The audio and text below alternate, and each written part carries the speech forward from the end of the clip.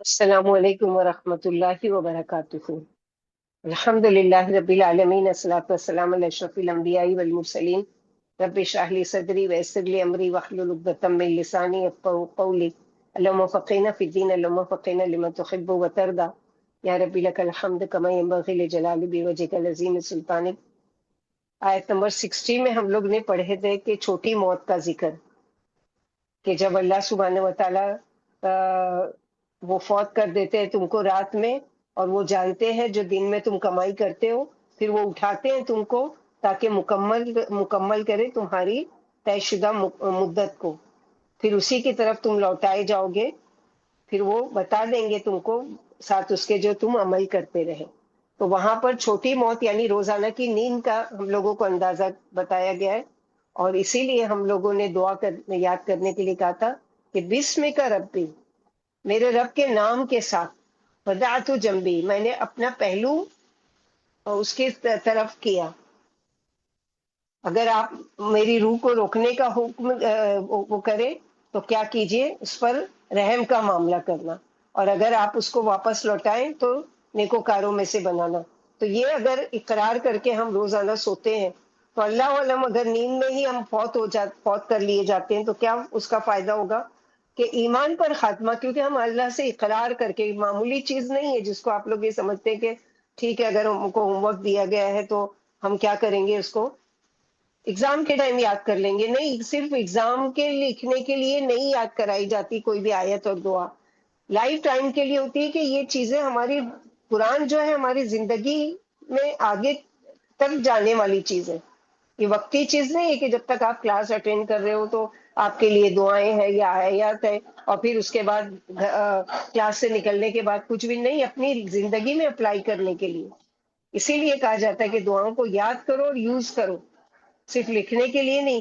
اور ظاہر ہے کہ جو چیز یوز میں آتی رہے گی، اس وقت جب آپ لکھنے بیٹھو گے تو آرام سے آپ لکھ پاؤ گے۔ کیوں؟ کیونکہ آپ کی روٹین میں سے ہے وہ۔ تو صرف لکھنے کی اور ایگزام دینے کی نیت سے یاد نہیں کریں، بلکہ یاد کریں اور اس کو یوز کرنا شروع کریں، یعنی روزانہ رات کو پڑھنے سونے سے پہلے آخری جو دعا ہماری یہی ہونا چاہیے۔ ایک یہ دعا ایک ہے، اللہم اسلمت نفسی الیک ووجہت وجہی الیک وفوضت امری الیک رغبۃ ورہبۃ الیک لا ملجا ولا منجا منک الیک آمنت بکتابک الذی انزلت ونبیک الذی ارسلت، یعنی ہم جو آپ نے جو بھی اتارا اس پر ایمان لائے اور آپ کے رسول پر۔ تو کلمے پر ہو گیا نا خاتمہ، کہ ہم کلمہ پڑھ کر سو رہے ہیں ایک طرح سے، کہ پتہ نہیں نیند میں سے نہیں اٹھ پائے تو ہمارا آخری کلمہ کیا ہے، لا الہ الا اللہ۔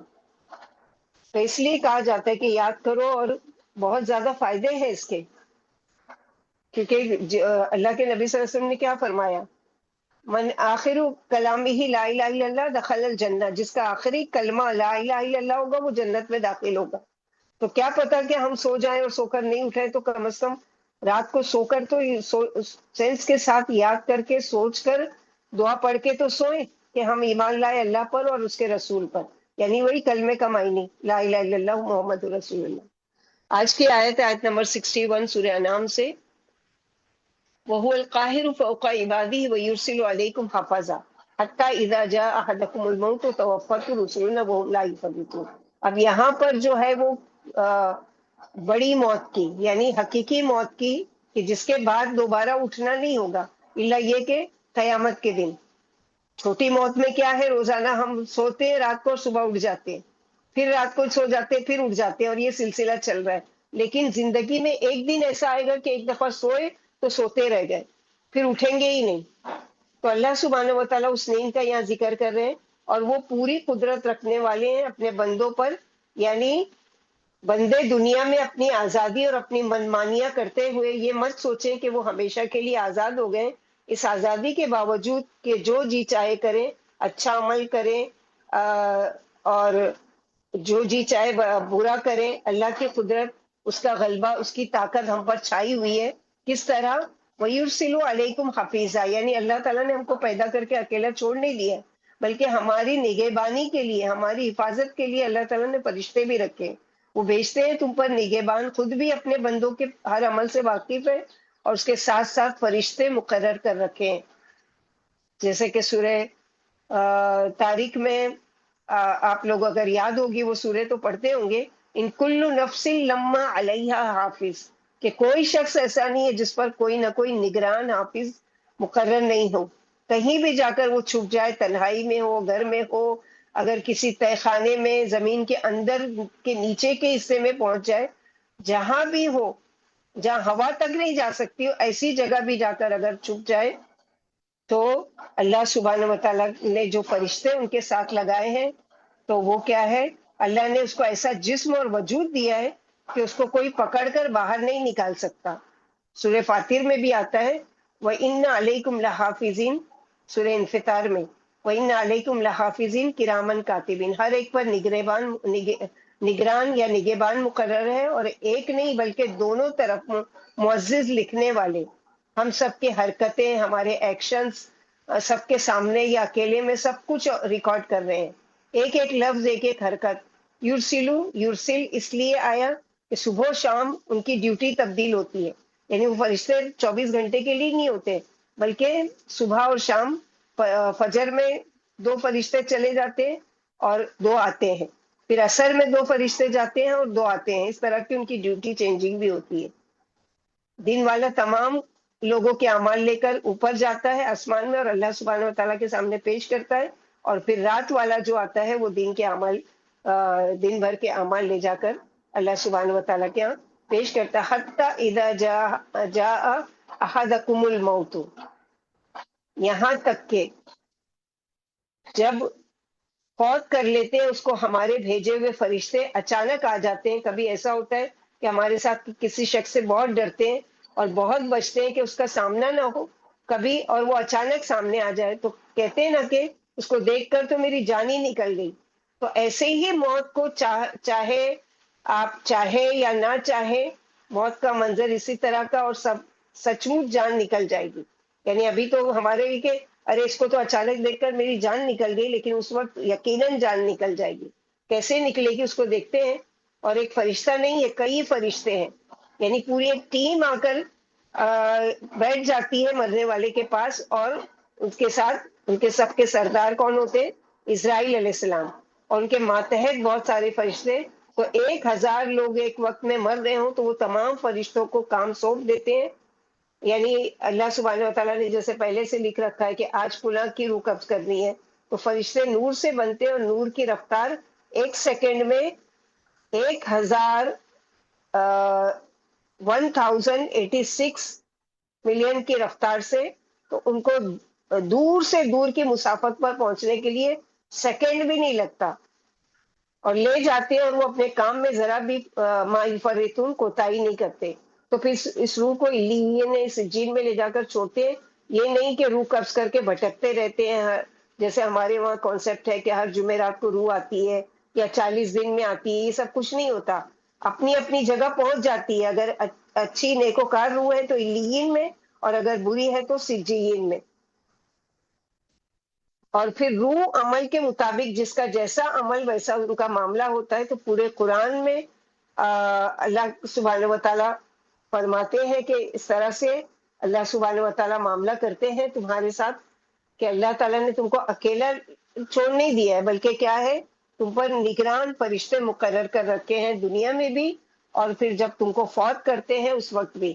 اب کیسے فوت کرتے ہیں اس کے لیے حدیث میں آتا ہے کہ حضرت برا بن عازب رضی اللہ تعالیٰ سے مروی ہے، کہتے ہیں انصاریوں میں سے ایک انصاری کا جنازہ پڑھنے کے لیے ہم اللہ کے رسول صلی اللہ علیہ وسلم کے ہمراہ نکلے. ہم قبر کے پاس پہنچے اور اس وقت قبر کی لحد نکالی جا رہی تھی، چنانچہ اللہ کے رسول قبلے کی جانب رک کر کے بیٹھ گئے. ہم بھی آپ صلی اللہ علیہ وسلم کے ارد گرد بیٹھ گئے، اس طرح کی جیسے ہمارے سروں پر پرندے بیٹھے ہوں، یعنی مکمل خاموشی کے ساتھ. اللہ کے رسول کے ہاتھ میں لکڑی کا ایک تنکا تھا، آپ صلی اللہ علیہ وسلم اسے زمین پر مار رہے تھے. آپ صلی اللہ علیہ وسلم کبھی تو آسمان کی جانب دیکھتے اور پھر زمین کی طرف. بہرحال آپ نے اپنی نظر کو 3 بار اٹھایا اور نیچے کیا، پھر آپ صلی اللہ علیہ وسلم نے 2 بار یا 3 بار فرمایا اللہ سے عذاب قبر کی پناہ مانگو، پھر 3 بار فرمایا اے اللہ میں آپ سے عذاب قبر کی پناہ مانگتا ہوں. پھر آپ صلی اللہ علیہ وسلم نے فرمایا بے شک مومن بندہ جب دنیا کو چھوڑ رہا ہوتا ہے اور آخرت میں جا رہا ہوتا ہے تو اس کی جانب آسمان سے فرشتے اترتے ہیں. ان کے چہرے سفید ہوتے ہیں اس قدر کے گویا وہ سورج ہے. ان کے پاس جنت کی پوشاکوں میں سے پوشاک ہوتی ہے، اور جنت کی خوشبو میں سے خوشبویات میں سے خوشبوئیں ہوتی ہے. پھر وہ اس بندے مومن کے پاس بیٹھ جاتے ہیں. وہ اتنی تعداد میں ہوتے ہیں کہ جہاں تک نظر جاتی ہے فرشتے ہی فرشتے ہوتے ہیں. پھر ملک الموت یعنی موت کا فرشتہ آتا ہے، وہ بندے مومن کے سر کے قریب بیٹھ جاتا ہے اور کہتا ہے ایتھن نفس الطیبہ. اور دوسری جگہ جیسے کہ المطمئنۃ اخرجی الی مغفرۃ من اللہ ورضوان، اے پاکیزہ اور اطمینان بخش روح نکل یہاں سے اللہ کی بخششوں اور رضا مندیوں کی جانب چل. یہ کس کے لیے ہے؟ جو نیکوکار روحیں ہوتی ہیں.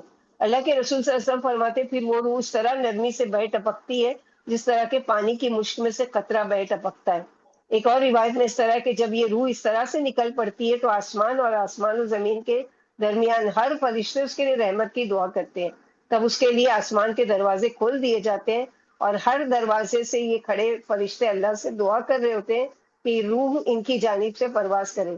پھر جب ایک فرشتہ اس روح کو پکڑتا ہے تو اس کے ہاتھ میں وہ روح ایک سیکنڈ میں نہیں رہتی. یہ معاملہ اس طرح ہوتا ہے کہ پھر اس روح کو لے لیا جاتا ہے، اسے جنت کی پوشاک اور خوشبوؤں میں رکھ دیا جاتا ہے. اس روح پر گزرنے والے یہی لمحات ہیں کہ جن کی جانب اللہ تعالیٰ نے اس آیت میں فرمایا ہے توفت رسولنا وہم لا یفرطون. اور پھر تو اس روح سے کستوری کی ایسی خوشبوئیں نکلتی ہے جو اس روئے زمین پر سب سے عمدہ کستوری پائی جاتی ہے. اللہ کے رسول صلی اللہ علیہ وسلم نے فرمایا پھر اس روح کو لے کر فرشتے اوپر چڑھتے ہیں اور جب وہ فرشتوں کے کسی گروہ کے پاس سے گزرتے ہیں تو وہ پوچھتے ہیں یہ عمدہ روح کس کی ہے؟ تو فرشتے جواب دیتے یہ فلاں کا بیٹا فلاں ہے، یعنی ہمارے باپ کے نام کے ساتھ ان کو تعارف کرایا جاتا ہے. اور پھر وہ اس کا نام جسے تعارف کرواتے ہیں کہ جو اس کا دنیا میں سب سے اچھا نام معروف تھا، پھر وہ آسمان دنیا تک اس روح کو لے جاتے ہیں تو پہلے آسمان سے اوپر چڑھنے کی اجازت مانگتے. پھر ان کے لیے اس پہلے آسمان کا دروازہ کھولا جاتا ہے اور یہ جو ہی پہلے آسمان میں داخل ہوتے ہیں اس کے تمام مقرب فرشتے اکرامن ساتھ ہو جاتے ہیں اور پھر اسی طرح ہر آسمان یعنی ساتویں آسمان تک کا اس کے ساتھ یہی معاملہ ہوتا ہے، یہاں تک کہ پھر اللہ تعالیٰ فرشتوں کو حکم دیتے ہیں کہ میرے بندے کا اعمال نامہ علیین میں لکھ دو. اور علیین کیا ہے کہ یا تو مومن فرشتوں کے روحوں کی رکھنے کی جگہ ہے اور یا تو پھر ان کے اعمال نامے رکھنے کی جگہ ہے. چنانچہ اس روح کا اعمال نامہ علیین میں لکھ دیا جاتا ہے. پھر کہا جاتا ہے فرشتوں اسے اب کیا کرو، زمین میں لوٹا دو اس کی روح کو اس کے جسم میں، کیونکہ اب اس سے کیا ہے کتاب لیا جانا ہے. پھر وہ اس کی روح کو قبر میں واپس آتی ہے. اور یہ سارے اسٹیپ کب ہو رہے ہوتے ہیں؟ جب میت کا روح نکل چکی ہوتی ہے. ہمارے سامنے تو اس کا جسم سامنے پڑا ہوا ہوتا ہے نا، لیکن اتنے دوران جب تک ہم کفن دفن اور یہ سب چیز کا انتظام، یہاں سے وہ روح نکل کر ڈائریکٹ سات آسمان کی سیر کر کے جب قبر میں دفنا دیا جاتا ہے واپس اس کی روح کو اس میں ڈال دیا جاتا ہے. تو کتنی تیزی ہوگی سوچو اللہ سبحانہ و تعالیٰ کیا کہ سب کچھ اوپر سے یہ ساری چیزیں ہو رہی ہے. تو یہ اللہ سبحانہ و تعالیٰ کی زبردست قدرت کی نشانی ہے کہ اللہ تعالیٰ جو چاہے جیسا چاہے فرشتوں کو مقرر کیا ہے کہ وہ لا یفرطون، اللہ کے حکم سے ایک ذرہ برابر بھی کسی چیز میں کمی کوتاہی نہیں کرتے اور جو اللہ سبحانہ و تعالیٰ نے ان کو حکم دیا ہے اس کو بجا لاتے ہیں اور اللہ سبحانہ و تعالیٰ کے ساتھ ذرہ برابر بھی کسی چیز میں کوئی کمی نہیں کرتے. تو یہاں پر جو بتائے گئے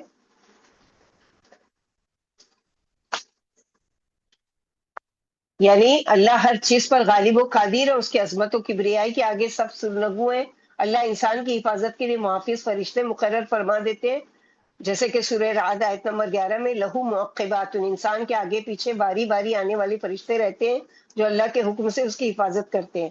اور کچھ ایسے فرشتے بھی ہیں جو انسانوں کے عملوں کی نگرانی کرتے ہیں، انہیں لکھتے رہتے ہیں.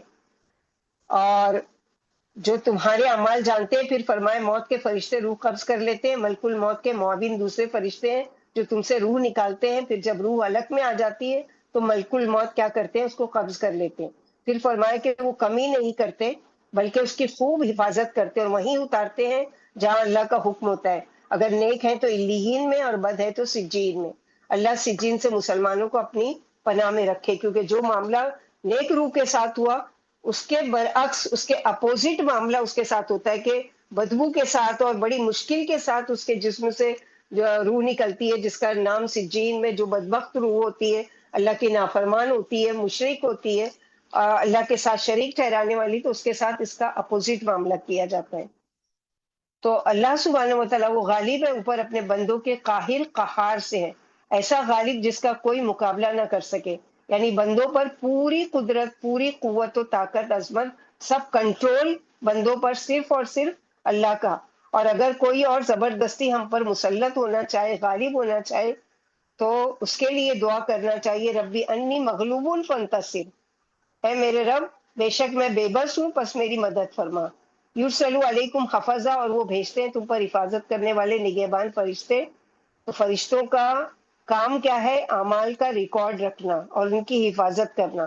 اور فرشتوں میں بھی چھوٹے بڑے ہوتے ہیں، حتیٰ اذا جاء احدکم الموت، یہاں تک کہ جب کسی کی موت کا وقت آ جاتا ہے تو فوت کر لیتے ہیں اس کی روح کو ہمارے بھیجے ہوئے فرشتے، اور وہ کوتاہی نہیں کرتے، اور جن کی روح قبض کرنے کے لیے یہ آتے ہیں بس ان کی ہی روح کو قبض کرتے ہیں۔ ایسا نہیں ہے کہ ان سے کوئی مسٹیک ہو جائے کبھی، کہ لیا گیا تھا نام کسی اور کا اور لے لیا گیا کسی اور کو، ایسا نہیں ہے، بلکہ وہم لا یفرطون، اور وہ فرشتے کوتاہی نہیں کرتے۔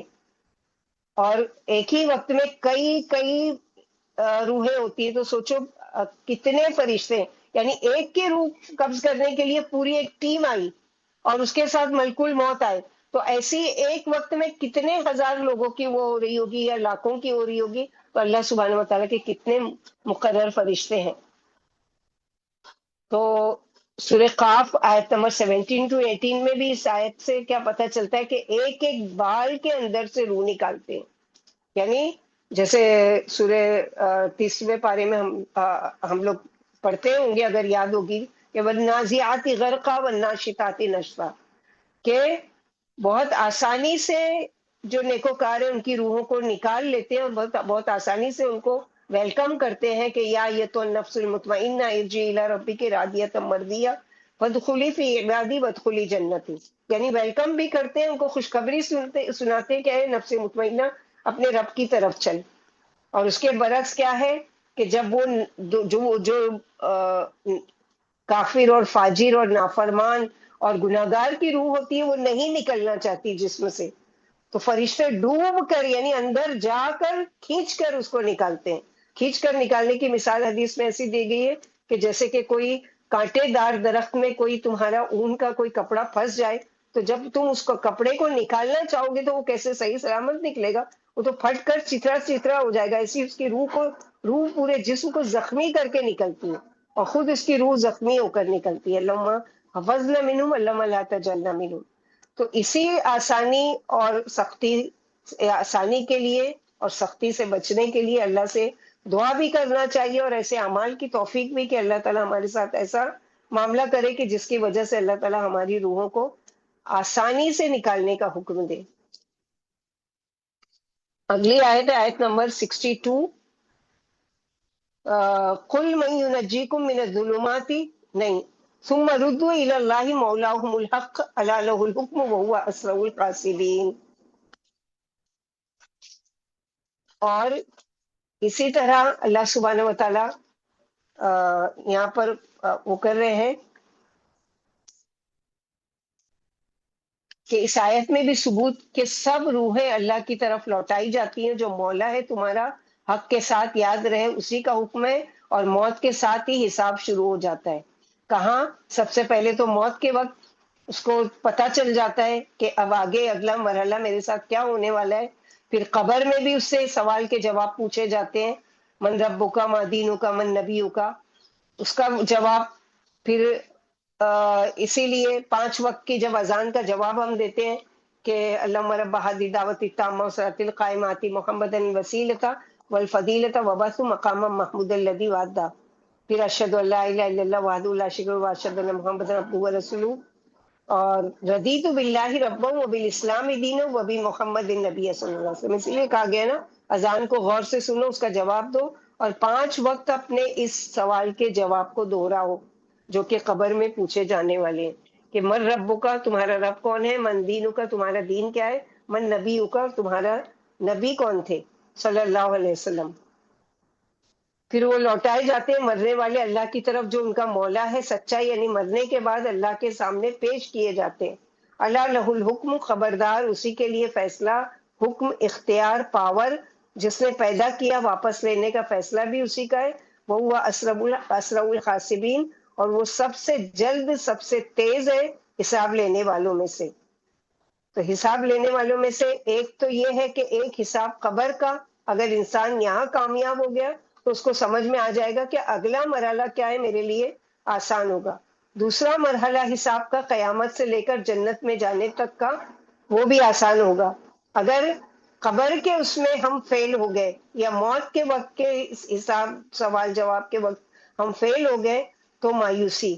تو اللہ تعالیٰ اتنی جلدی حساب چکتا کر دیں گے. یعنی ہم لوگ سوچتے ہیں نا کہ آدم علیہ السلام سے لے کے قیامت تک آنے والے سارے ہی لوگ کھڑے ہوں گے، اللہ سبحانہ و تعالیٰ کیسے سب کا. تو اسرع الحساب یعنی اتنی آسانی سے حساب لیں گے کہ جیسے کہ تم صبح سے ظہر تک کے سارے کام نپٹا لیتے ہو، اس طرح اللہ تعالیٰ سے پورے سارے لوگوں کا حساب کتاب اتنی تیزی سے، کیونکہ وہ احکم الحاکمین ہے. اللہ سبحانہ و تعالیٰ کی بارگاہ میں کون سی چیز ناممکن ہے، یا کون سی چیز ایسی ہے کہ جو مشکل ہے اللہ تعالیٰ کے لیے. ہر چیز اللہ سبحانہ و تعالیٰ کے لیے آسان ہے. بس ہماری دنیا میں ہم کو لگتا ہے کہ یہ کیسے ہوگا اور کیوں ہوگا، اور اپنی عقلوں کو اس طرح دوڑاتے رہتے. لیکن اللہ سبحانہ و تعالیٰ جو ہے احکم الحاکمین ہے. قیامت کے دن ساری مخلوق اللہ کے پاس لوٹائی جائے گی، اور اللہ ان میں انصاف سے فیصلہ فرمائیں گے. جیسا کہ سورہ واقعہ آیت نمبر 49-50 میں، قل ان الاولین والآخرین، آپ فرما دیجئے کہ اگلے اور پچھلے سب ایک معین دن جمع کیے جائیں گے. اور سورہ کہف آیت نمبر 47 میں، وَحَشَرْنَاهُمْ فَلَمْ نُغَادِرْ مِنْهُمْ أَحَدًا، ہم انہیں اٹھا کر جمع کریں گے اور کسی ایک کو بھی نہیں چھوڑیں گے. اسی وجہ سے فرمائے کہ اللہ ان کا سچا کارساز ہے، اسی کا حکم چلتا ہے اور وہی حساب لینے والا ہے. تو حساب لینے والے سے ہم آسانی کا کیسے سوال کریں گے کہ جیسے کہ اللہ کے نبی صلی اللہ علیہ وسلم ہمیشہ سجدے میں جب حساب کی کوئی بھی آیت آتی تو اس پر بھی جواب دیتے تھے، اور سجدوں میں بھی کثرت سے دعا کرتے تھے، اللہم حاسبنی حسابا یسیرا یا رب. تو عائشہ رضی اللہ تعالیٰ عنہ پوچھتی ہیں آپ صلی اللہ علیہ وسلم سے، یا رسول اللہ صلی اللہ علیہ وسلم، آپ یہ جو دعا مانگتے ہیں کہ اللہم حاسبنی حسابا یسیرا یا رب، یعنی اے اللہ مجھ سے آسان حساب لینا، تو اس کا کیا معنی ہے؟ تو آپ صلی اللہ علیہ وسلم کہتے ہیں کہ عائشہ، آسان حساب یہ ہے کہ اللہ سبحانہ و تعالیٰ ایک نظر تمہارے اعمال نامہ کی طرف دیکھے اور عفو و درگزر سے کام لے کے ٹھیک ہے جاؤ. اگر وہ ایک ایک چیز کے بارے میں پوچھنے لگے کہ فلاں ٹائم فلاں وقت تم پڑھے سوتے کیوں رہے، نماز کیوں نہیں پڑھی، فلاں وقت میں فلاں ایک گناہ کا کام کیوں کیا تھا، اتنے بج کر اتنے منٹ پر یہ کیوں، تو پھر انسان ہلاک ہو جائے گا. اور کچھ ایسے خوش قسمت لوگ ہیں کہ آپ صلی اللہ علیہ وسلم کی امت میں سے کہ جو 70,000 قسم کے لوگ ہوں گے جن سے اللہ تعالیٰ بغیر حساب کتاب کے جنت میں داخل کریں گے. تو اللہ سبحانہ و تعالیٰ ہم لوگوں کو بھی ان میں شامل کرے. اللہم ادخلنا جنت بغیر حساب. اللہ سے مانگا کریں، ہر وقت مانگتے رہے، ہر وقت مانگتے رہے. اللہ تعالیٰ ہم کو ہماری یعنی قرآن میں غور و فکر کی یہ بھی ہے نا، حساب کا جہاں ذکر آ رہا ہے اللہ سے آسان حساب کی دعا کرے، یا یہ دعا کرے کہ اللہ تعالیٰ ہم کو بغیر حساب کی کتاب ان لوگوں کی جماعت میں شامل کرنا جن کے لیے آپ نے لکھ دیا کہ اللہ تعالیٰ ان میں سے بنائے. جیسے کہ اللہ کے نبی صلی اللہ علیہ وسلم یہ جب یہ حدیث بیان کر رہے تھے کہ میری امت کے 70,000 قسم کے لوگ جو ہیں وہ بغیر حساب کتاب کے جنت میں داخل ہوں گے، تو ایک صحابی کھڑے ہوئے جن کا نام عکاشہ تھا. وہ کہتے ہیں کہ یا رسول اللہ میرے لیے دعا کیجئے، مجھے اللہ تعالیٰ ان میں سے بنا دے. تو آپ صلی اللہ علیہ وسلم نے کہا کہ تم انہی میں سے. دوسرے صحابی فوراً کھڑے ہوئے، یا رسول اللہ میرے لیے بھی ایسی دعا کر دیجئے. تو اللہ کے رسول صلی اللہ علیہ وسلم نے کیا فرمایا کہ عکاشہ تم پر بازی لے گئے. معنی کیا ہے کہ وہ ایک سیکنڈ یا جو بھی ٹائم دیا گیا تھا قبولیت کی دعا کا، میں نے دعا مانگ لی اور اس کے حق میں دعا قبول کرنی ہے. تو اسی لیے مانگتے رہا کریں، پتہ نہیں کب کون سا قبولیت کی گھڑی ہو. اور قبولیت کی گھڑی تو ہم کو بہت ساری بتا دی گئی ہے کہ اذان کے فوراً بعد، فرض نماز کے بعد، بارش اترتے ہوئے، رات کی گھڑیوں میں، اذان کے بعد، اور سفر کرتے ہوئے، اور ماں باپ کی دعائیں، یہ ساری چیزیں تو ہم لوگوں کو ایسے وقت میں، جمعہ کے دن عصر سے مغرب کی ایک گھڑی، بہت سارے اوقات ہیں. انشاءاللہ بسم اللہ سیٹرڈے کے لیکچر میں اگر ہم لیں گے دعا کے مسائل اور دعا کے فضیلت کے اوپر، تو انشاءاللہ اس میں یہ ساری ڈیٹیل آئے گی. दुआओं के बारे में इंशाअल्लाह बिस्मिल्लाह। अगली आयत है आयत नंबर 63। अल्लाह सुब्हानहू व तआला फरमाते हैं, कुल मन युनज्जीकुम मिनज़्ज़ुलुमाति, नहीं, तुम मरुद्दु इला इलल्लाहि मौलाहुल हक। हाँ, ये हो चुकी है। कुल मन युनज्जीकुम मिन ज़ुलुमातिल बर्रि वल बहरि तदऊनहु तदर्रुअन व खुफिया लइन अनजाना मिन हादिहि लनकूनन्ना मिनश शाकिरीन। कह दीजिए, कौन निजात देता है तुमको खुश्की और समंदरों के अंधेरों से, यानी किसी मुश्किल में जब तुम फंस जाते हो, कौन निजात देता है तुमको। जैसे कि अकरमा बिन अबी जहल के बारे में आता है, जो अबू जहल के बेटे थे, कि उनको बात समझ में आ गई कि जब वो अल्लाह के नबी सल्लल्लाहु अलैहि वसल्लम ने जब मक्का फतेह कर लिया तो ये भागकर निकल गए कि मुझे इस्लाम नहीं कबूल करना है, और निकलकर समंदर की तरफ चले गए, जद्दा की तरफ। वहां पर एक कश्ती में सवार हुए और चले गए उन लोगों के साथ। जब तूफान में कश्ती फंस गई तो वहां पर क्या हुआ कि सारे ही लोग अपने बुतों को पुकारने लगे, लात मनात उज़्ज़ा, के हमारी मदद कीजिए, इस तूफान से हमें निकालिए और वो कीजिए।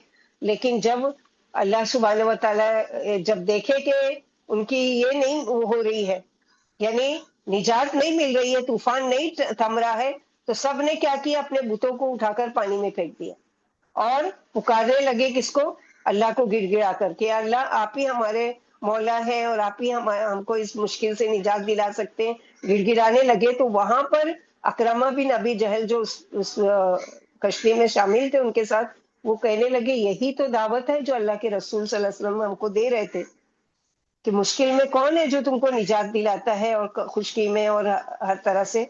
तो उन्होंने वहीं की वहीं अहद किया कि या रब, मैं अगर इस तूफान से बच गया और सही सलामत मैं पार लग गया तो मैं अल्लाह के नबी सल्लल्लाहु अलैहि वसल्लम पर जाकर हाथ पर इस्लाम कबूल कर लूंगा। और यही हुआ कि तूफान थम गया और किनारे लगे और जाकर अल्लाह, तो एक अबू जहल जो सख्त दुश्मन, और ये भी दुश्मन थे अल्लाह के नबी सल्लल्लाहु अलैहि वसल्लम के, कई जंगों में लड़े हैं आप मुसलमानों के खिलाफ, लेकिन जब अल्लाह सुब्हानहू व तआला ने हिदायत दी तो ये सहाबी बन गए, अकरमा बिन अबी जहल।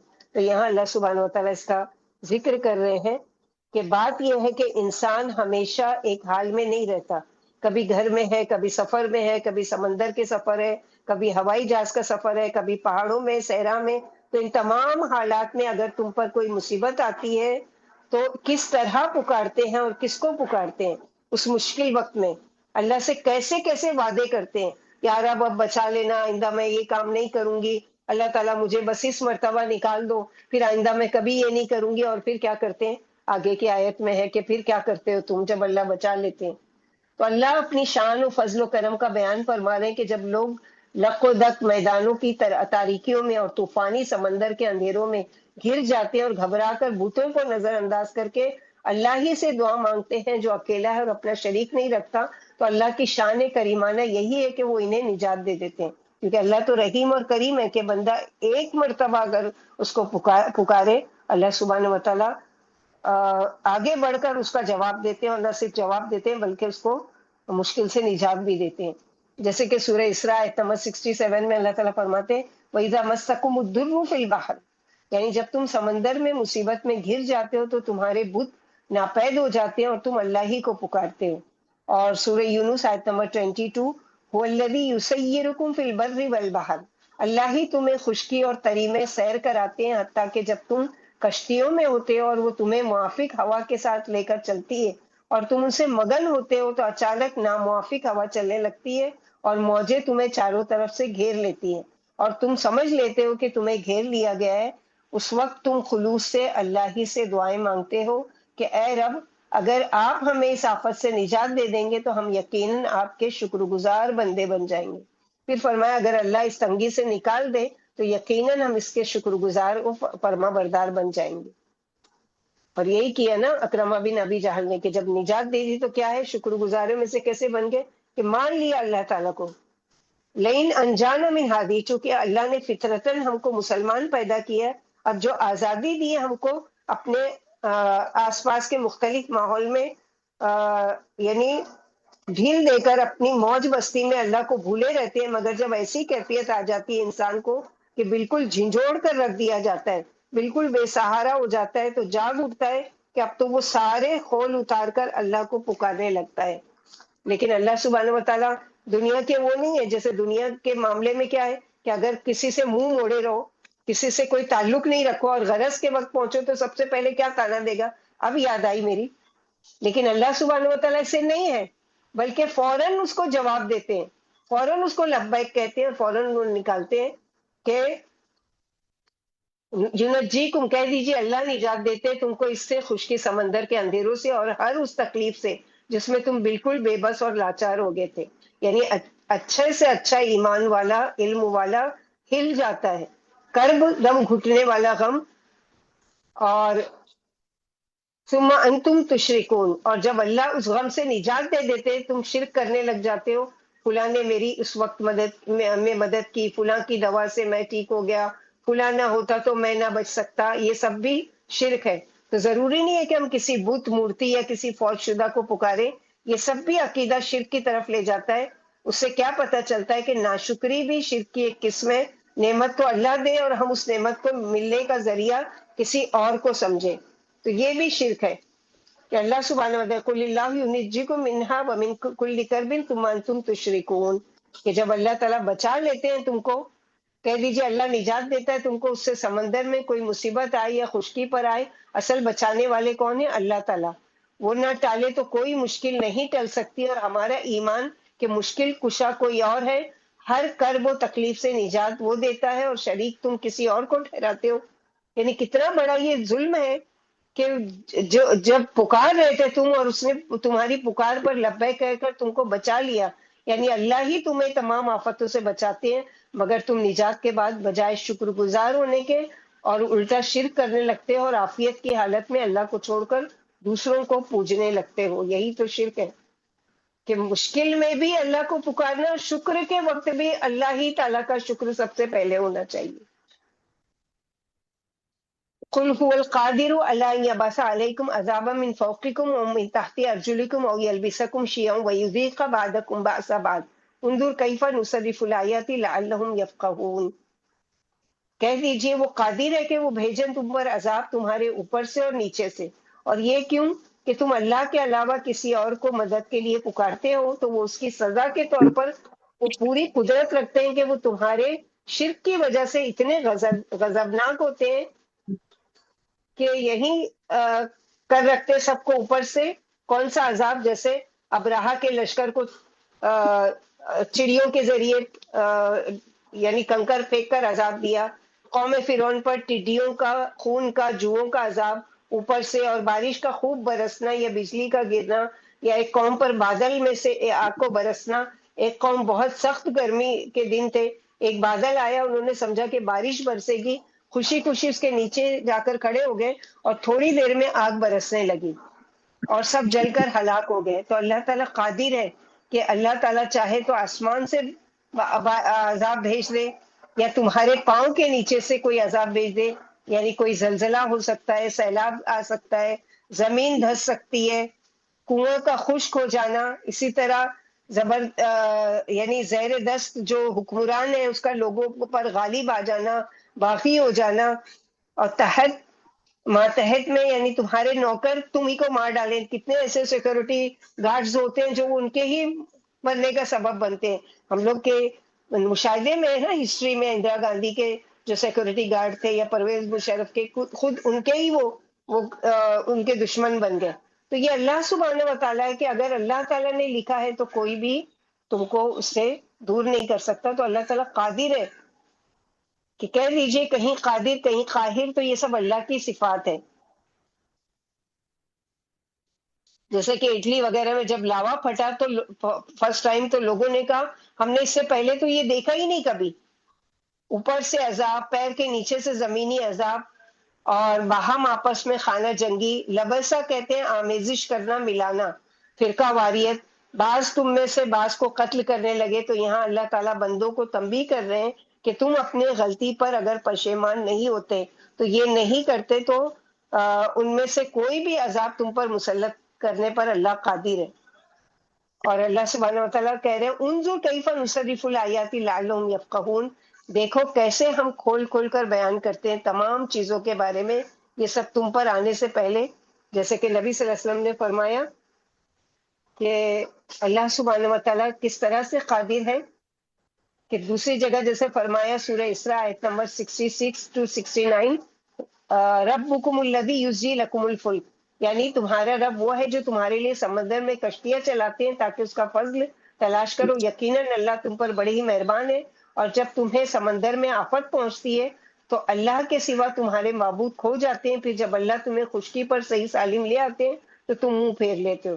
انسان ہے ہی بڑا ناشکرا، کیا تم اس سے نڈر ہو کہ اللہ تمہیں خشکی میں دھسا دے یا تم پر پتھریلی ہوا بھیج دے، پھر تم اپنا کوئی مددگار نہ پاؤ، یا تم مجھ سے نڈر ہو کہ اللہ پھر تمہیں سمندر میں لوٹا دے، پھر بعد مخالف بھیج دے اور تمہارے کفر کی وجہ سے تمہیں اس میں ڈبو دے، پھر تم اپنے لیے ہم پر کوئی پیچھا کرنے والا نہ پاؤ۔ جابر رضی اللہ عنہ فرماتے عذاب من فوقکم اترنے کے بعد نبی صلی اللہ علیہ وسلم نے دعا مانگی، اے اللہ میں آپ کی عزت کی پناہ میں آتا ہوں، ومن تحت ارجلکم، پر بھی یہی فرمایا، مگر او یلبسکم شیعا وذیکا بعدکم بعض، بعد پر فرمایا کہ یہ آسان ہے۔ نبی صلی اللہ علیہ وسلم سے اس آیت کے بارے میں پوچھا گیا تو فرمایا ایسا ہونے والا ہے مگر اب تک ہوا نہیں ہے۔ اسی طرح نبی صلی اللہ علیہ وسلم کی دو دعاؤں کی قبولیت، جیسے کہ سعد بن ابی وقاص فرماتے ہیں کہ ایک دفعہ ہم نبی صلی اللہ علیہ وسلم کے ساتھ مسجد نبی بنی معاویہ سے گزرے، اس میں ہم نے آپ کے ساتھ 2 رکعت نماز پڑھی، پھر آپ دیر تک اللہ سے دعائیں مانگتے رہے، پھر فرمایا اس وقت میں نے 3 دعائیں مانگی کہ میری امت ڈوب کر ہلاک نہ ہو، وہ قبول ہو گئی۔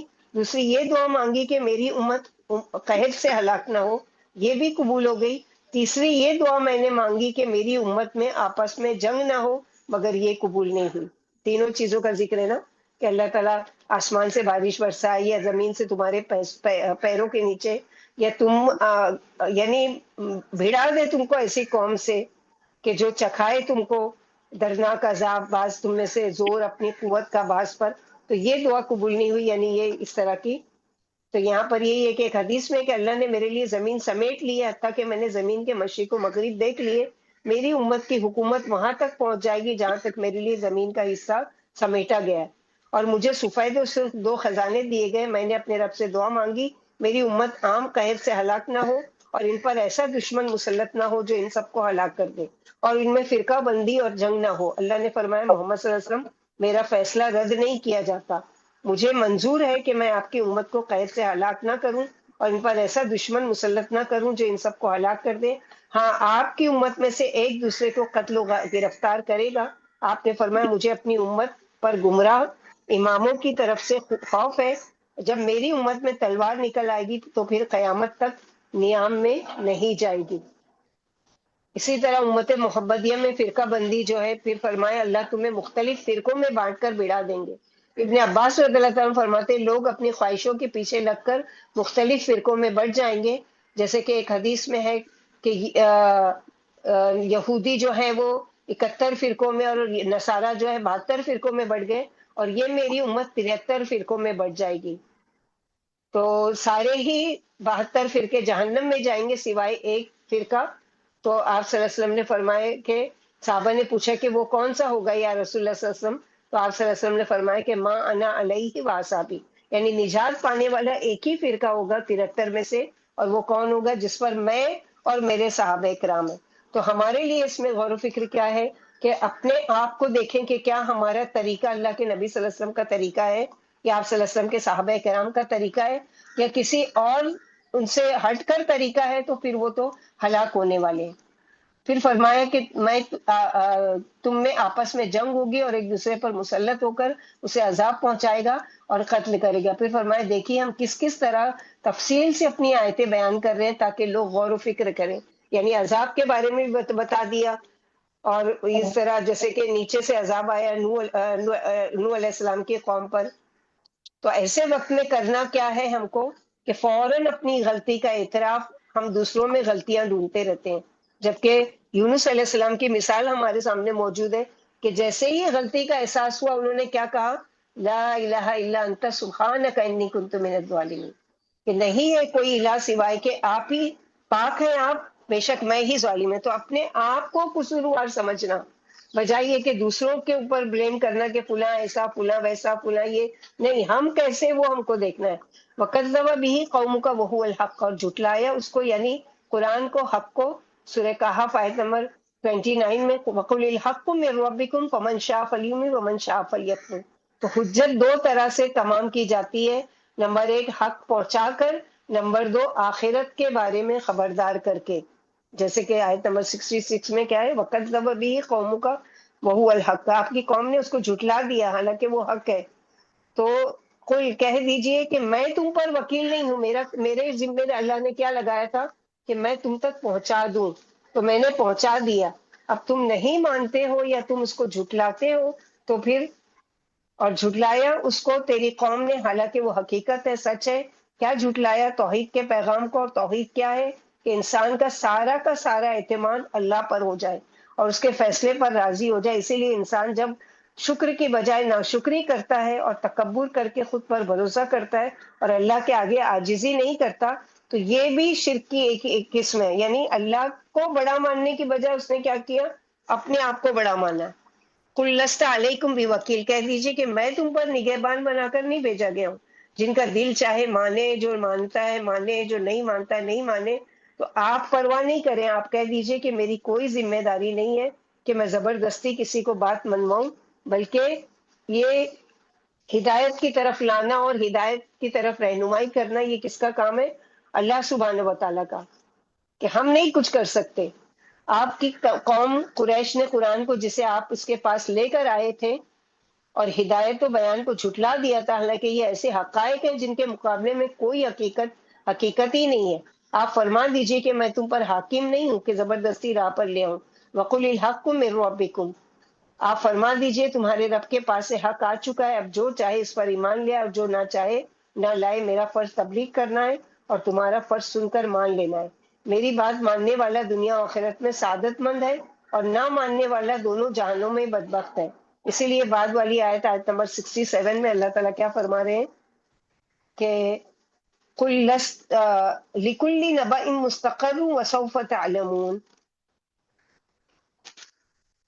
تو ہو سکتا ہے کہ نہ ماننے والے کو کوئی سزا نہ ملے اور نہ ماننے والوں کو فوراً کوئی جزا نہ ملے، مگر ہر ایک کو کا ایک وقت مقرر ہے، پھر عنقریب تم جان لو گے عذاب کو، سزا کو۔ آج جھیٹ بنے ہوئے پھرتے ہو تو قیامت کے دن ہر مجرم کی پکڑ ہے۔ ہر ایک کے لیے اللہ سبحانہ و تعالیٰ نے کیا ہے؟ ایک وقت مقرر کر رکھا ہے۔ ہر واقعے کے ظہور کا ایک وقت ہے، اگرچہ اس کا ظہور ایک مدت کے بعد ہوا، جیسے کہ سورہ صاد آیت نمبر 88 میں فرمایا وَلَتَعْلَمُنَّ نَبَأَهُ بَعْدَ حِینٍ، یعنی تم ایک مدت کے بعد اس کی حقیقت ضرور جان لو گے۔ اور سورہ رعد آیت نمبر 30 میں اللہ تعالیٰ فرماتے لِكُلِّ أَجَلٍ کتاب، یعنی ہر مقررہ مدت کے لیے ایک تحریر ہے، اس جملے میں سخت ڈراوا ہے، اس لیے بعد میں فرمایا کہ عنقریب تم جان لو گے، یعنی ایک وقت آنے والا ہے جو عنقریب تم تک پہنچ جائے گا اور تم جان لو گے، لیکن اس سے پہلے تم کیا ہے؟ اپنے آپ کو پہلے اصلاح کر لو کہ وہ وقت آئے جب تم کو مہلت نہ دی جائے اور تم یعنی پچھتا کر رہ جاؤ کہ کاش کہ مجھے وقت ملا تھا، مہلت ملی تھی، میں نے اس کو مان لیا ہوتا، یا میں سیدھے راستے کی طرف آ جاتا۔ آج جب مہلت لے لی گئی ہے اور پچھتاؤ گے تو اس دن کا پچھتانا کوئی کام نہیں آئے گا۔ وَسَوْفَ تَعْلَمُونَ، عنقریب تم جان لو گے۔ وَإِذَا رَأَيْتَ الَّذِينَ يَخُوضُونَ فِي آيَاتِنَا فَأَعْرِضْ عَنْهُمْ حَتَّى يَخُوضُوا فِي حَدِيثٍ غَيْرِهِ وَإِمَّا يُنْسِيَنَّكَ الشَّيْطَانُ فَلَا تَقْعُدْ بَعْدَ الذِّكْرِ مَعَ الْقَوْمِ الظَّالِمِينَ، اور جب آپ دیکھو کہ کچھ لوگ ہماری آیات میں مشغول ہیں، دین میں بحث کر رہے ہیں، بیہودہ مذاق کر رہے ہیں، باتیں کرنے میں ہیں، تو دیکھو کہ فضول باتوں میں مشغول دین کا مذاق اڑا رہے ہیں، مل کر نافرمانی کر رہے ہیں، تو آپ اس سے اعراض برتیے یہاں تک کہ وہ کسی اور بات میں مشغول ہو جائیں۔ پیچھے بھی سورہ مائدہ میں پڑھ چکے کہ جس مجلس میں اللہ کی آیت کا مذاق اڑایا جا رہا ہو وہاں مت بیٹھو، کیونکہ مریض کے ساتھ بیٹھنے والا بھی کیا ہے؟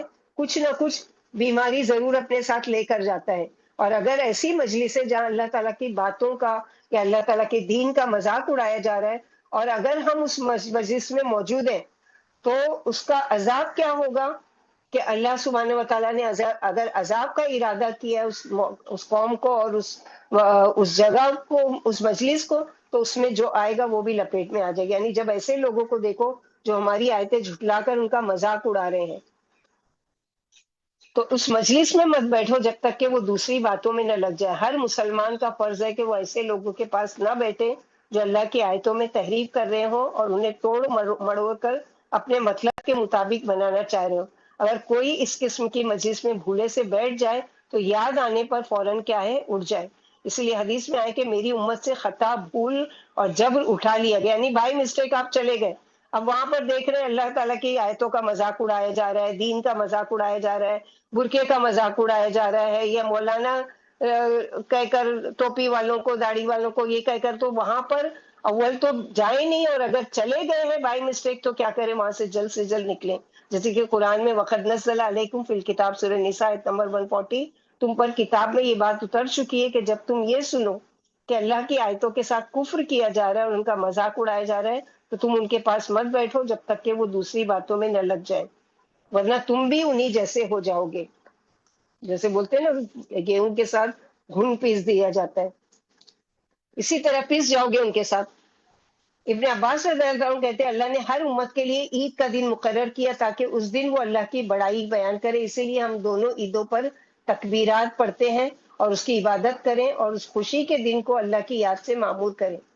مگر بعد کے لوگوں نے اپنی عید کو کھیل تماشا بنا لیا تو ہمارے لیے بھی وہی یعنی نصیحت ہے جو اللہ کے نبی کو نصیحت کی جا رہی ہے کہ جب تم دیکھو کہ لوگ ایسی جگہ جمع ہیں جہاں کھیل کود، مشغلے، تماشے، اللہ کی نافرمانی کے کام ہو رہے ہیں، ایسی جگہ سے بچ کر رہو. تو ایسی مجلس میں بیٹھنا چار طرح کا ہو سکتا ہے. نمبر ایک، ایسی مجلس میں رضامندی کے ساتھ بیٹھنا کفر ہے، یعنی آپ کا دل راضی، آپ خوش ہو، ان کا جو بھی کر رہے ہیں ان کے ساتھ بیٹھ کر اگر آپ خوش ہو تو یہ کفر ہے. دوسرا، کراہیت کے اظہار کے بغیر بیٹھنا گناہ ہے، یعنی آپ بیٹھے ہو ایسی مجلس میں اور چلو آپ ان کے اس میں راضی نہیں ہو لیکن آپ کو برا بھی نہیں لگ رہا ہے، اللہ کی نافرمانی ہو رہی ہے اور آپ کو کچھ فرق ہی نہیں پڑ رہا ہے، کچھ برا بھی نہیں لگ رہا ہے، کراہیت بھی نہیں ہو رہی ہے، تو یہ گناہ ہے. تیسرا بیٹھنا کیا ہے کہ دنیاوی ضروریات کے لیے بیٹھنا مباح ہے، یعنی اگر آپ کو کوئی دنیاوی غرض ہے، آپ کسی سے ملنے گئے ہیں وہ ہے، تو وہاں پر ملے اور فوراً نکلے ایسی جگہ سے کہ جہاں اللہ تعالیٰ کی آیات کا مذاق اڑایا جا رہا ہے. چوتھا بیٹھنا کیا ہے، وہاں ایسی مجلسوں میں تبلیغ دین کے لیے جانا. جیسے کہ ایک بہت بعد کے ایک امام تھے اور مسجد کے امام ہیں، خطیب ہیں اور وہ سب ہیں، ان کو لوگوں نے یعنی فاحشہ عورتوں کے بازاروں میں آتے جاتے دیکھا تو ان پر تنقیدیں شروع کر دی کہ یہ کیسے امام اور خطیب ہے، یہ تو ایسی ایسی مجلسوں میں بھی جاتے ہیں اور یہ بھی کرتے ہیں وہ کرتے ہیں. تو لوگوں کے وہاں جو قاضی تھے ان کے سامنے بلایا گیا کہ آپ پر یہ الزامات ہے، کیا اس کی وجہ کیا ہے؟ تو کہنے لگے کہ وہاں پر کوئی نہیں جاتا کہ ان کو نصیحت کرے. تو میں نے یہ بیڑا اٹھایا کہ پھر کون کرے گا ان کو نصیحت، تو میں نے یہ سوچا کہ میں کبھی جاؤں، ان کو سمجھاؤں، اللہ تعالیٰ کے بارے میں خبردار کروں کہ یہ جو کام ہے اور یہ جو عمل ہے یہ اللہ تعالیٰ کو ناراض کرنے والا ہے اس طرح کا. تو یہ اگر نیت ہے ایسی مجلسوں میں جانے کی کہ جہاں بھی ہم جائیں گے تو ہر مجلس میں جائیں اس نیت سے جائیں کہ جہاں دیکھیں کہ اگر کوئی اللہ تعالیٰ کی نافرمانی کی بات ہوگی، کوئی ایسا کام ہو رہا ہوگا. ہاں، جو وہ ہے ان کا نام شاہ اسماعیل رحمت اللہ علیہ ہے، جو بازار حسن میں جایا کرتے تھے. اور اسی طرح اللہ تعالیٰ فرماتے ہیں وَإِمَّا، یہاں پر جو وَإِمَّا يُنْسِيَنَّكَ الشَّيْطَانُ فَلَا تَقُعُدْ بَعْدَ الذِّكْرَىٰ، یعنی پھر اگر شیطان تم کو بھلوا دے، یعنی بعض یہ مجلس ایسی دلچسپ لگنے لگتی ہے کہ یاد ہی نہیں رہتا کہ یہاں سے اٹھنا ہے، تو یاد آنے کے بعد ظالموں کے ساتھ ہرگز نہ بیٹھو، یعنی ایسی مجلس میں جلدی ہو سکے فوراً اٹھ جاؤ. تو ظالم ایسے لوگ جو اللہ کی بات کا مذاق اڑاتے ہیں، مجبوراً بیٹھے تھے، پھر یاد آیا اگر دنیا کے کام کے لیے گیا تو مباح، یعنی دنیا کی کوئی ضرورت تھی اور جانا پڑا مگر کراہت کے ساتھ، اور دین کی بات پہنچانے یعنی تبلیغ دین کے لیے ایسے لوگوں کے پاس جانا عبادت ہے. جیسے شاہ اسماعیل کا ہم لوگوں نے واقعہ بھی بتایا. نبی صلی اللہ علیہ وسلم نے فرمایا ساری زمین میرے لیے ہماری امت کے لیے مسجد ہے، جہاں موقع ملے وہاں اللہ کا پیغام پہنچانا ہے. اور ساری ہی جگہ پر کیا ہے کہ اللہ سبحانہ و تعالیٰ نے یعنی ہمارے لیے موقع دیا ہے نا کہ اگر تم کو علم ہے کہ یہ چیز یہاں پر غلط ہو رہی ہے اور اس کے باوجود بھی تم لوگوں کا خیال کرتے ہو کہ لوگ کیا سوچیں گے، اور لوگ تو میری بات نہیں مانیں گے اور اس لیے ان کو بولنے کا کوئی فائدہ نہیں. تو یاد رکھو، یا تو ایسی مجلس میں جاؤ نہیں، یا جاؤ تو کس نیت سے کہ ان کی اصلاح کرنے کی نیت ہو، کہ ہم ضرور ان کو کچھ نہ کچھ بات پہنچائیں گے، کچھ نہ کچھ سمجھائیں گے، چاہے کہ وہ مانتے ہیں یا نہیں مانتے ہیں. یہ ہماری ذمہ داری نہیں ہے کہ آپ کی بات 100% مان لی جائے گی یا فوراً وہ توبہ کر لیں گے اور گناہ چھوڑ دیں گے. نہیں، آپ کی حجت اللہ سبحانہ و تعالیٰ کے یہاں کہ غلط جگہ پر ہم گئے تھے، وہاں پر ایسا کچھ غلط کام ہو رہا تھا، ہم نے جیسے کہ کہا گیا نا یہ ایمان کے 3 درجے، کہ ایسی ایسی جگہ جہاں پر اللہ کی نافرمانی یا اللہ کے دین کا مذاق اڑایا جا رہا ہے، ہاتھ سے روک سکتے ہو تو روکو، زبان سے روک سکتے ہو تو روکو، اور نہیں تو کم از کم دل میں برا سمجھو اور فوراً وہاں سے الگ ہو جاؤ، اس سے پہلے کہ اللہ سبحانہ و تعالیٰ کا عذاب تم پر نہ آ جائے. وما علی الذین یتقون من حسابهم من شیء ولکن ذکر لعلہم یتقون. اور نہیں ہے تقوی والوں پر پوچھ، پس یہ کہ سب لوگ اپنے برے کام کیوں کر رہے تھے، لیکن تقوی والوں پر نصیحت کرنا لازم ہے، وہ خود ہی اپنی عبادت میں اور خود ہی متقی نہ بنے رہے، ورنہ بنی اسرائیل کے اس راہب کی طرح نہ ہو جائے کہ سب سے پہلے اس پر عذاب. جیسے کہ اللہ کے نبی صلی اللہ علیہ وسلم نے فرمایا نا کہ بنی اسرائیل میں ایک راہب تھا، تو اللہ سبحانہ و تعالیٰ نے کیا کیا کہ فرشتوں کو حکم دیا کہ جا کر اس بستی پر یعنی عذاب بھیجو. تو فرشتوں نے کہا کہ یار اب اس بستی میں ایک بندہ ایسا بھی ہے جو رات دن آپ کی عبادت کرتا ہے، کیا اس پر بھی عذاب آئے گا؟ تو اللہ سبحانہ و تعالیٰ نے کیا فرمایا کہ اس سے شروعات کرو. کیوں؟ کیونکہ وہ اپنی عبادت میں لگا رہا، اپنے آپ کو جہنم سے بچانے کی کوشش میں لگا رہا اور وہ کرتا رہا، لیکن اس نے لوگوں کی فکر نہیں کی آس پاس کے ماحول میں کیا ہو رہا ہے.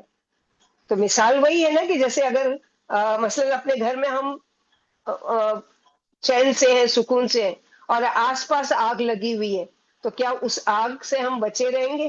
کبھی نہ کبھی وہ آگ کی لپیٹ میں ہم بھی تو آ جائیں گے. تو کرنے کا کام کیا ہے کہ اپنی استطاعت کے مطابق اس آگ کو بجھانا، اس برائی کو دور کرنا، اس چیز کو بننا. خالی اپنے آپ کو نیک بنا کر نہیں رکھنا ہے، بلکہ کیا ہے، نصیحت کرنا کہ لوگ برائی کو چھوڑ دیں. تو یہ بھی ذمہ داری ہم سب پر ہے، جو بھی ہیں، جو قرآن پڑھنے والے ہیں، جو یہ ساری چیزیں، ان سب پر یہ ذمہ داری ہے کہ وہ کیا کریں کہ اس نصیحت کو قبول کریں اور اللہ تعالیٰ کی جو اللہ نے جو ذمہ، کیونکہ اب کوئی نبی نہیں آئیں گے کہ وہ اتر کر آ کر اصلاح کرے ہماری یا آپ کی. اب اللہ سبحانہ و تعالیٰ، اللہ کے نبی صلی اللہ علیہ وسلم نے یہ ذمہ داری امت محمدیہ کے لوگوں کو دے دی کہ اب تم کنتم خیر امت اخرجت للناس تأمرون بالمعروف وتنہون عن المنکر. اب تم پر ذمہ داری بتائی گئی کہ تم بہتر امت ہو جو برائی سے روکتی ہے اور نیکیوں کا حکم دیتی ہے. اور پھر فرمایا کہ بچنے والوں کے لیے ان کے حساب سے، یعنی آپ نے پہنچا دیا کام، آپ کا کام ہو گیا. اب وہ سدھرتے ہیں نہیں سدھرتے ہیں، توبہ کرتے ہیں نہیں کرتے، آپ سے نہیں پوچھا جائے گا ان کا حساب. من شیء ولکن ذکر لعلہم یتقون. لیکن آپ کی ذمہ داری ہے کہ ان کو یاد دہانی کرانا، ان کو خبردار کرنا، ان کو نصیحت کرنا، شاید کہ وہ تقوی اختیار کر لیں، اور نہیں کرے تو کم از کم آپ کے لیے حجت پوری ہو جائے گی. وَذَرِ الَّذِينَ اتَّخَذُوا دِينَهُمْ لَعِبًا وَلَهْوًا وَغَرَّتْهُمُ الْحَيَاةُ الدُّنْيَا وَذَكِّرْ بِهِ أَن تُبْصَلَ. اور اللہ سبحانہ وتعالیٰ یہاں فرما رہے ہیں کہ اور ایسے میں ہوتا کیا ہے کہ آپ ان کو نصیحت کرنے جاتے ہیں اور وہ آپ کی بات کو ہنسی مذاق میں اڑانا شروع کر دیتے ہیں. تو جو لوگ دین کے بارے میں سنجیدہ نہ ہو، جنہوں نے دین کو محض کھیل بنا رکھا ہے، جب دل چاہتا ہے کھیل لیتے ہیں، جب دل چاہتا ہے یعنی اس کو وہ کر دیتے ہیں، جیسے دل چاہ تو رمضان کے روزے رکھ لیے، دل چاہ کبھی نماز پڑھ لی کبھی چھوڑ دی، اور کبھی پڑھے کبھی نہیں پڑھے. تو ان کو دنیا کی زندگی نے ان کو دھوکے میں ڈال رکھا ہے. نماز کے لیے، دین سیکھنے کے لیے گھر چھوڑ کر نہیں نکلتے. وہ سمجھتے ہیں ان کے کہ یہ دنیا کے گھر ہمیشہ ان کے پاس رہیں گے یا اس گھر میں ہمیشہ رہیں گے. تو یہ دنیا کی چہل پر یہ رونق، یہ دلچسپیاں ہمیشہ نہیں رہیں گی، سب ختم ہونے والی ہے. پانی کے بلبلے کی طرح ہے کہ پانی میں جیسے بلبلا آتا ہے تھوڑی دیر کے لیے اور پھر ختم ہو جاتا ہے. وَذَكِّرْ بِهِ أَن تَبْصَلَ نَفْسٌ بِمَا كَسَبَتْ. تو اس قرآن کے ساتھ نصیحت کیجیے، کیونکہ قرآن کی تعلیم سے لوگوں کو دلیل دیں، یہ اللہ کا حکم ہے۔ لیکن عام طور پر ہمارے یہاں قصے کہانیاں، خوابوں کا ذکر، بزرگوں کی کرامات، لیکن اللہ کا حکم قرآن سے دلیل دو، نصیحت کے لیے کیجیے کہ کہیں اپنے نفس کی کمائی کی وجہ سے کوئی ہلاک نہ کر دیا جائے۔ تو اللہ سبحانہ وتعالیٰ یہاں یہی اسی لیے فرما رہے ہیں لیس لہا من دون اللہ ولی شفیع، اور نہیں اللہ کے سوا کوئی ان کا دوست اور نہ ہی کوئی مددگار اور نہ کوئی سفارشی۔ اور اگر وہ بدلہ دے کے بدلہ اپنی پکڑ ہونے پر کچھ دینا چاہیں گے تو ہرگز قبول نہیں کیا جائے گا، کیونکہ دنیا کی جیل سے چھوٹنے کے لیے کوئی سفارش سے، کوئی رشوت لے کر، جرمانے کی مدت پوری کر کے قید سے کبھی نہ کبھی باہر آ سکتا ہے، کسی نہ کسی طرح سے جان اس کی چھوٹ سکتی ہے۔ لیکن اللہ کی جو قید ہے، ہر قسم کی چیزیں بدلے میں دینا بھی چاہیں تو ان سے کچھ بھی نہیں لیا جائے گا۔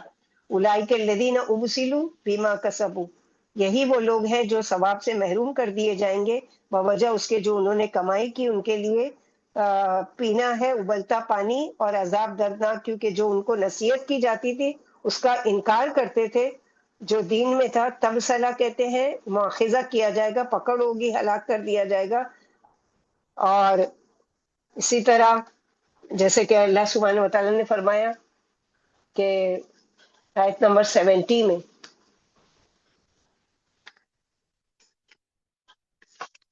یہیں تک ہم لوگ لیں گے، ہمارا ٹائم پورا ہو رہا ہے، ایک رکوع ہو سکا۔ یعنی آپ ایسے لوگوں کو ان کے حال پر چھوڑ دیجئے اور انہیں ڈھیل دے دیں، کیونکہ یہ بڑی بھاری عذاب کی طرف لوٹ کر جانے والے ہیں۔ اس لیے فرمائے کہ اس قرآن سے لوگوں کو نصیحت کیجئے اور انہیں قیامت کے دن کے عذاب سے ڈرائیے، تاکہ کوئی شخص اپنی کمائی سے ہلاک و ذلیل نہ ہو یا کسی بھاری آفت میں نہ پھنس جائے کہ اس کے کرتوتوں کی اس سے باسپروس ہو اور سزا بھگتنی پڑ جائے۔ خلاصہ کلام یہ کہ کوئی ہلاکت میں نہ پڑ جائے اور بھلائی سے رک کر در مقصود نہ کھو بیٹھے۔ فرمایا جیسے کہ سورہ مدثر میں کل نفس بما کسبت رہینہ الا اصحاب الیمین، اصحاب یمین کے علاوہ ہر شخص اپنی کمائی سے بندھا ہوا ہے۔ پھر فرمایا کہ اللہ کے سوا کوئی کسی کا دوست اور سفارشی نہیں ہوگا، یعنی نہ کوئی رشتہ دار دوست ہوگا، نہ سفارش کے لیے کھڑا ہوگا، جیسے کہ سورہ بقرہ آیت نمبر 254 میں کہ من قبل ان یاتی یوم لا بیع فیہ ولا خلۃ ولا شفاعہ، اس دن سے پہلے خرچ کر لو جس دن نہ خرید و فروخت ہوگی، نہ سفارش، اور کافر ہی ظالم ہے۔ قیامت کے دن بڑے سے بڑا فدیہ بھی رد کر دیا جائے گا۔ پھر فرمایا اور اگر وہ پورا فدیہ دینا چاہے تو وہ بھی ناقابل قبول ہوگا، یعنی کوئی اپنی جان چھڑانے کے لیے بے شمار دولت بھی خرچ کرنا چاہے تو وہ بھی قبول نہیں ہوگا۔ جیسے فرمایا ان الذین کفروا وماتوا وهم کفار، سورہ آل عمران آیت نمبر 91، جو کافر اور کفر ہی پر مر گئے تو اگر وہ زمین بھر کر بھی فدیے میں سونا دینا چاہے تو ہرگز قبول نہ کیا جائے گا۔ یہاں فرمایا کہ یہ اپنی کمائی کی وجہ سے بلاؤں میں پھنس گئے، اب ان کے کفر کی وجہ سے ان کے پینے کے لیے کھولتا ہوا پانی ہے اور دردناک عذاب ہے۔ تو اس عذاب سے بچنے کا راستہ کیا ہے کہ اللہ سبحانہ وتعالیٰ نے جو ہم پر ذمہ داری ڈالی ہے، جو وہ ہے تو لعب ہوتا ہے بچپن کے کھیل، اور لہون دوسرے ایسے کام جس میں مشغول ہو کر وغیرہ ان دونوں کو چھوڑ کر، یعنی مرد مثلا تجارت میں مشغول ہے اور جاب میں مشغول ہے، بزنس میں مشغول ہے، عورتیں گھریلو کام کاج میں مشغول ہیں اور اپنی پسند کے کام میں مشغول ہونا، تو یہ سب دین کی لمٹ تک ٹھیک ہے۔ ان سب کو چھوڑ کر اللہ تعالیٰ، یعنی اللہ ہی کرنے کے لیے نہیں کہا گیا کہ ٹھیک ہے آپ تجارت مت کرو، اپنے گھر کے کام بھی مت کرو، کچھ نہیں کرو، خالی اللہ کرو، نہیں، لیکن صرف وہی کرتے رہنا اور اللہ کو بھول جانا یہ بھی اللہ کو پسند نہیں۔ وذکر بھی ان تبصر نفس بما کسبت، اور نصیحت کرتے رہیے۔ وذرا کا معنی یہ نہیں ہے کہ بگڑے ہوئے لوگوں کو ان کے حال پر چھوڑ کر الگ ہو جائیے، نہیں، ان کو نصیحت کر رہا ہے۔ پھر یہ کہ کہیں گرفتار نہ ہو جائے کوئی نفس، مسئلہ بند ہونا، گرفتار ہونا، محروم کر دیا جانا، قید کر دیا جانا، اس لیے نصیحت کیجیے کہ کہیں اپنے کیے کی سزا کے طور پر وہ لوگ گرفت میں نہ آ جائیں اللہ کے عذاب سے۔ لیس لہا من دون اللہ ولی ولا شفیع، نہیں اس نفس کے لیے اللہ کے سوا نہ کوئی دوست اور نہ کوئی سفارشی، ولی جو قوت سے عذاب کو دفاع کر سکے، یعنی اپنی طاقت سے دور کر سکے، شفیع جو سفارش کے ذریعے عذاب سے بچا لے۔ تو قیامت کے دن دونوں طرح کا کوئی نہ ہوگا اللہ کے سوا۔ وَإِن تَعْدِلْ كُلَّ عَدْلٍ لَا يُؤْخَذْ مِنْهَا، اور اگر وہ بدلہ دے، ہر قسم کا بدلہ کچھ بھی دے دے کر اپنی گردن چھڑانا چاہیں تو ان سے قبول نہیں کیا جائے گا. اولئک الذین ابسلوا بما کسبوا، یہی وہ لوگ ہیں جو پکڑ لیے گئے اپنے گناہوں کے سبب. سزا کیا ہے؟ لہم شراب من حمیم و عذاب علیم، ان کے لیے کھولتے ہوئے پانی کی شراب اور دردناک عذاب ان کے کفر کی وجہ سے. اللہم حفظنا منہم اللہم لا تجلنا منہم. اللہ سبحانہ وتعالی ہم سب کی حفاظت کرے اللہ کی نافرمانی کے کاموں سے، اور اللہ سبحانہ وتعالی ہم سب کی حفاظت کرے کہ ہم اللہ تعالیٰ کو ناراض کریں، اور اللہ تعالیٰ کی خوشنودی کے کام کرنے کی اللہ تعالیٰ ہم سب کو توفیق عطا فرمائے. اللہ سبحانہ وتعالیٰ ہم کو اس دنیا میں رہتے ہوئے خود بھی اپنی اصلاح کرنے کی توفیق عطا فرمائے اور دوسروں کی اصلاح کی فکر کرنے کی توفیق عطا فرمائے. اللہ سبحانہ وتعالی ہم سب سے راضی ہو جائے اور اس حال میں ہم سے اللہ سبحانہ وتعالی کی ملاقات ہو کہ اللہ کے فرشتے ویلکم کرنے کے لیے آئے، خوش آمدید کرنے کے لیے آئے، اور اللہ تعالی ہمارا ایمان پر خاتمہ کرے. اللہم ثبتنا بالقول الثابت فی الحیات الدنیا وفی الآخرہ. اللہم ثبتنا بکلمۃ لا الہ الا انت الموت. اللہم ارزقنا الاخلاص وحسن الختام. اللہم اعنا علی غمرات الموت و سکرات الموت. ایک تو یہ چیز ہے، دوسری یہ کہ جب تک اللہ تعالیٰ دنیا میں ہم کو مہلت دی ہے، زندگی دی ہے، ہم اپنی استطاعت کے مطابق جتنا بھی اللہ تعالیٰ نے ہم کو علم سکھایا ہے، چاہے کہ بلغوا انی ولو آیا، ایک آیت ہی پہنچا سکتے ہیں، ضرور لوگوں تک پہنچائیے، ضرور لوگوں تک نصیحت کیجیے. کیونکہ یہ جو مجلسیں جہاں پر ہم جا کے بیٹھتے ہیں لوگوں کے بیچ میں، اگر وہاں پر کوئی بات اللہ تعالیٰ کی نافرمانی کی ہو رہی ہے اور ہم کسی کو نصیحت کیے بغیر اٹھ جاتے ہیں یہاں پر یا وہاں پر کوئی اللہ تعالیٰ کا نام نہیں لیے، ضروری نہیں ہے کہ ایک برائی ہو رہی ہے تو اس کو روکنا، کوئی اچھی چیز بھی ان کو بتانا تاکہ وہ اس پر عمل کریں، تو یہ بھی ہے امر بالمعروف میں کہ کوئی نیکی کا حکم آپ دیں کہ مثلاً کہ کوئی مجلس میں بیٹھے ہیں، اب نماز کا وقت ہوا ہے، اب آپ ان کے ساتھ نہیں، سب کے بیچ میں کوئی تو نہیں اٹھ رہا ہے نماز کے لیے، اگر میں ان میں سے اٹھی تو کتنا برا لگے گا نا، چلو میں بعد میں پڑھ لیتی ہوں. یہ کیا آپ نے خود بھی اپنے آپ کو اس خیر کے کام سے روکا اور دوسروں کو بھی آپ اگزامپل نہیں بنے. آپ اٹھ جائیے، وضو کیجئے، نماز پڑھیے، دیکھو دوسرے لوگ بھی شرم کے مارے بھلے سے، چاہے کہ ان کو عادی نہیں ہے وہ نماز کے، آپ کو دیکھا دیکھی نہیں نماز کا ٹائم ہے، ہاں چلو، یا آپ بول کر اٹھیے چلو نماز کا ٹائم ہو گیا اب ہم لوگ نماز پڑھتے ہیں. نہیں اٹھے چاہے کوئی بات نہیں، لیکن وہ مجلس جو ہے وہ ہمارے لیے حجت بن جائے گی. اسی طرح دوسرے بھی کوئی بھی خیر کے کام ہو سکتے ہیں، کئی غریب مسکین کے لیے جمع کیے جا رہے، چلو ہم کچھ نہ کچھ صدقہ کرتے ہیں. یہ ساری چیزیں کیا ہے، یہ سارے امر بالمعروف میں ہے. اسی طرح کوئی برا کام کر رہا ہے تو اس کو چپکے سے نصیحت کریں، یا پھر اس کو کوئی نہ کوئی ان جنرلی بات کریں کہ لوگ آج کل ایسا کر رہے ہیں. یہ نام لے کر کبھی تانا زنی نہیں کہ ساری مجلس میں کسی کو انسلٹ کر دینا، تم ایسا کیوں کر رہے ہو، نہیں، بلکہ ان جنرلی کہ دیکھو آج کل کیسا وہ ہو گیا، سب ایسا کر رہے ہیں، ایسا نہیں کرنا چاہیے، یہ اللہ تعالیٰ کو ناراض کرنے کا کام ہے، یہ اللہ تعالیٰ کی عذاب کو لانے کی وجہ بن سکتا ہے. یہ ساری چیزیں اس طرح کی نصیحت، اور اللہ سے دعا بھی مانگے، اللہم فقہنا فی الدین، اللہم فقہنا لما تحب وترضی. اللہ ہم کو دین کی سمجھ دے دیجئے، اللہ ہمیں ایسی دین کی سمجھ دیجئے جو آپ کی رضا کے طریقے ہم خود کرنے والے بنے اور دوسروں کو پہنچانے والے بنے. ربنا تقبل منا انك انت السميع العليم وتب علينا انك انت التواب الرحيم. سبحان ربك رب العزة عما يصفون وسلام على المرسلين والحمد لله رب العالمين. سبحانك اللهم وبحمدك اشهد ان لا اله الا انت استغفرك واتوب اليك.